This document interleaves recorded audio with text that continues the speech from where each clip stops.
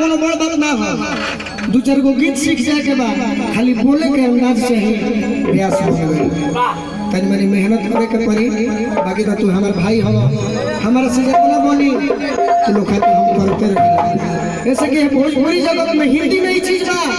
अगर सलमान खान बाड़े आदित्य पंचोली के बेटा के को फिल्म दिवा दी है। बाकी भोजपुरी में अभी तो कोनो जना जन्म नहीं खोल ले प्रयास गाया कि एगो गायक अगर बढ़िया गाता तो करके फिल्म में बोला दिए से तू जाना तरनु कि अगर हम करके बोला देबू तो हम पीछे हो जाए आगे आ जाए।